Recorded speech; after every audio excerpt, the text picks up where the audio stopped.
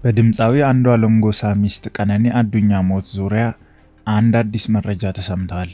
እንደሚታወቀው ቀነኒ አዱኛ እስካሁን በነበረው መረጃ ከአምስተኛ ፎቅ ላይ ወድቃ ስለመገኘቷ እንጂ በምንና ለምን እንደወደቀች የተባለ ነገር አልነበረም።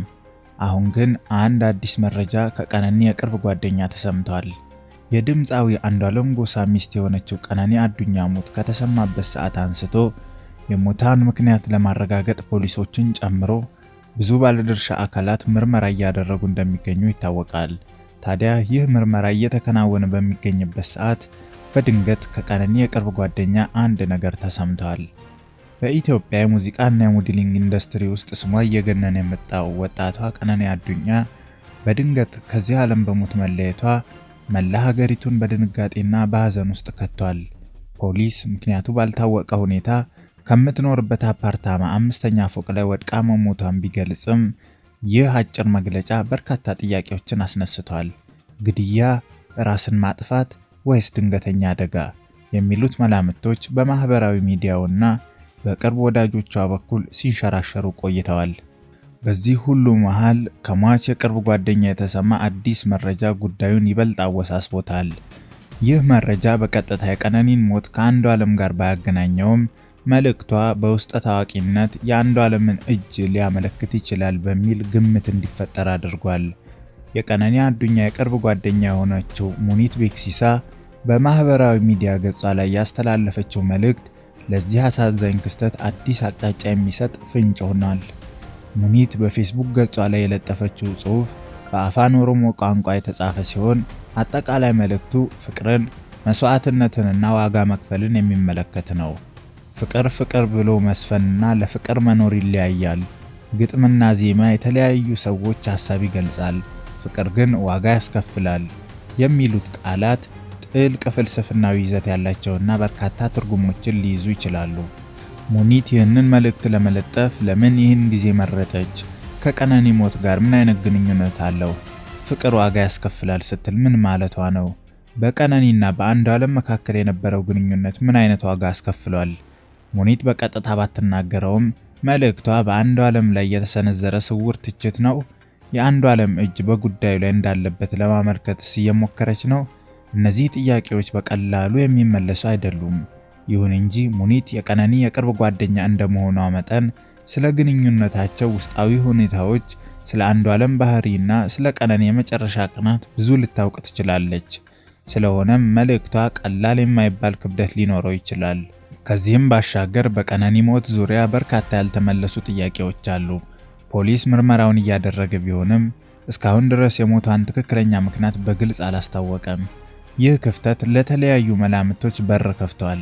አንዷለም በወቅቱ በቤት ውስጥ እንደነበር ይታወቃል። ለፖሊስ ምን አይነት ቃል ሰጥቷል? ቃሉስ ከሌሎች ማስረጃዎች ጋር ይጣጣማል?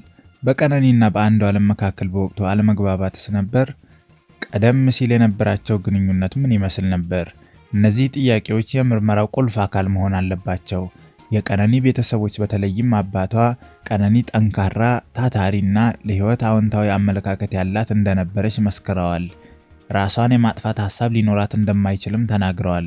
ከዚህ በተጨማሪ ፎቶግራፍ አንሺው ወንደሰን በቀነኒ የመጨረሻ ቀን አብሯት እንደነበርና በሰላም መለያየታቸውን ገልጿል።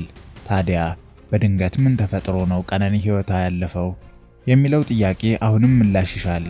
የቀነኒና የአንዷለም ግንኙነት ምን አይነት ነበር? ትዳር ውስጥ ነበሩ ወይንስ በእጮኝነት?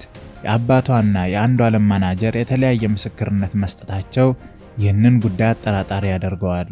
በመካከላቸውስ ምን አይነት ግንኙነት ነበር?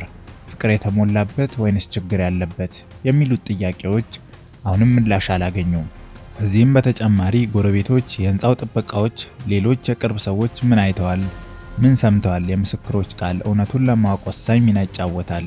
በተለይ ደግሞ ከሰሞኑ በማህበራዊ ድረገጾች ሲሰራጭ እንደነበረው አንዷለም ቀነኒን ሰክሮ እየገባ ይደበድባት እንደነበር የሚገልጸው መረጃ እውነት ከሆነ ከጀርባው ምን አይነት ምክንያት እንደነበረውና ለምንስ እንዲህ ያደርግ እንደነበር መጣራት አለበት።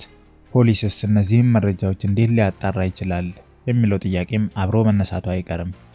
የቀነኒን ሞት ትክክለኛ ምክንያት ለማወቅ ጥልቅ ገለልተኛና ሁሉን አቀፍ ምርመራ ማድረግ ያስፈልጋል። ይህ ምርመራ የቀነኒንና የአንዱዓለምን ሞባይል ስልኮች፣ የማህበራዊ ሚዲያ አጠቃቀማቸውን፣ የባንክ ሂሳብ እንቅስቃሴዎችን፣ የስልክ ጥሪዎችንና ሌሎች መረጃዎችን መመርመርን ማካተት አለበት።